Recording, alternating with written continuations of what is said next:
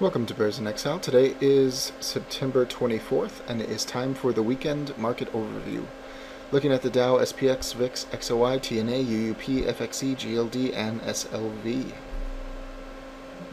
Okay, well, we got what we were looking for. I was kind of hoping that we'd get another big move down and just push the lower Bollinger Band down, but that is much less likely than getting back inside of it. On Thursday's video, we said that it needed to get back inside of it. It did that today, ending with a hammer.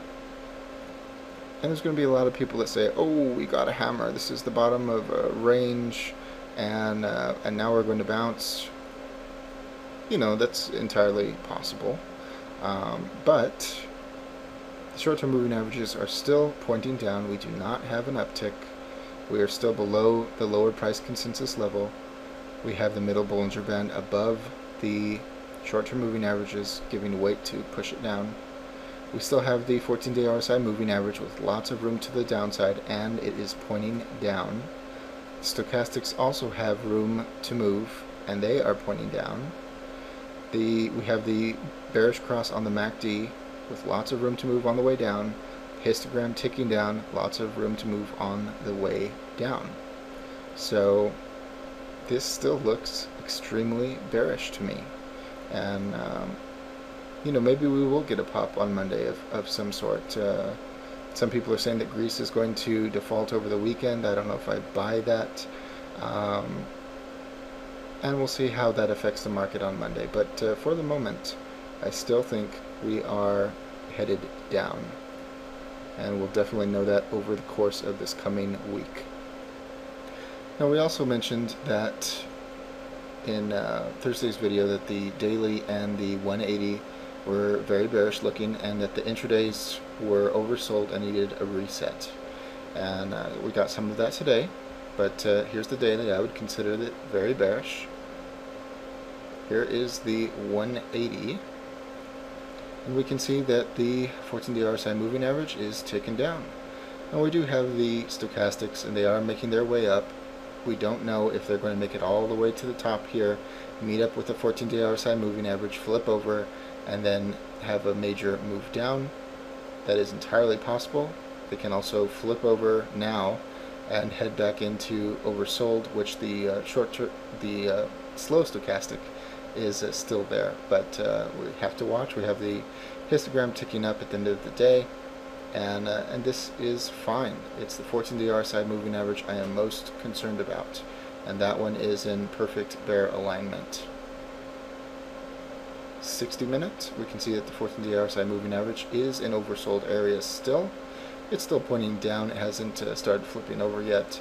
The stochastics, the fast is rapidly getting close to the overbought area. The slow still has plenty of room to move to the upside. So if we do get a pop on Monday, and maybe even going into Tuesday, that will satisfy the move needed here. 30-minute, we can see that the 14-day RSI moving average is almost to the halfway point, and can easily get to the top in the course of another session. So once that is complete, we certainly will be ready to move down, and who knows, maybe it will flip over long before then. We just don't know. 15-minute, we can see that it has already climbed decently high, not into overbought area, but we can also see that it is flattening out. The angle of ascent is leveling out, and that's great. If it wants to turn around here, no problem. And just for fun, the 5-minute, it has already got to the overbought area and is heading down. So once we have confluence in all of the time periods, or a good portion of them, I do expect the market to continue on its way down. And if it wants to have some sort of pop to realign the charts, that's completely fine with me. And SPX ended with a spinning top. Secondaries are the same as the Dow, with the exception of the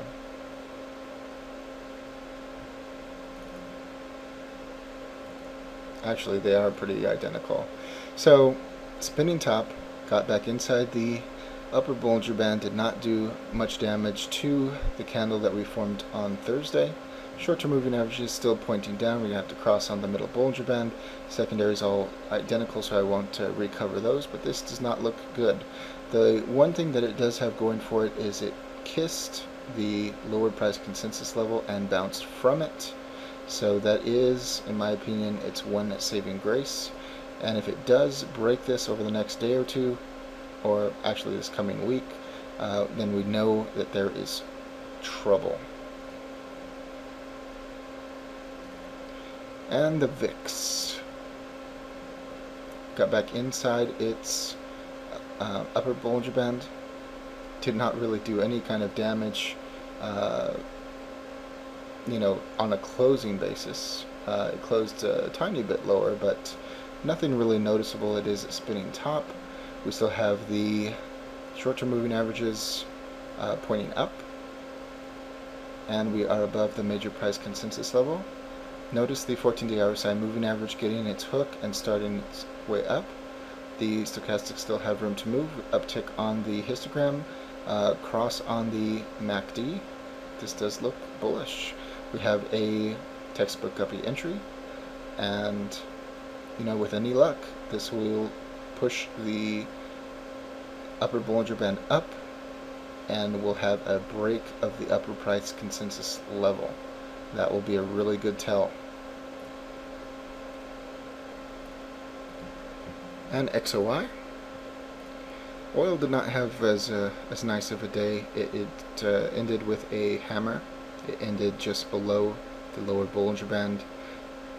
Short-term moving averages, of course, still pointing down, and just like the Dow and everything else, our momentum indicators are still pointing down. The MACD, the histogram, 14-day RSI moving average, the stochastics. Notice that the stochastics are a little bit different in that they are farther down.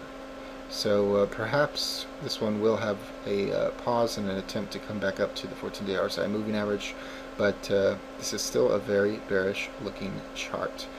Below the lower price consensus level, it is not attractive. TNA. Pretty nice day. It got back inside the upper price, the lower Bollinger Band is still below the lower price consensus level. It is still in the little no man's land below the previous low. We have the 14-day RSI moving average starting to hook, not the greatest angle. The fast stochastic is already starting to turn up, but we still have the bearish cross and a downtick on the histogram. So this isn't attractive either. The angle of the short-term moving averages is not as good as the Dow and the SPX, but they are still pointing down.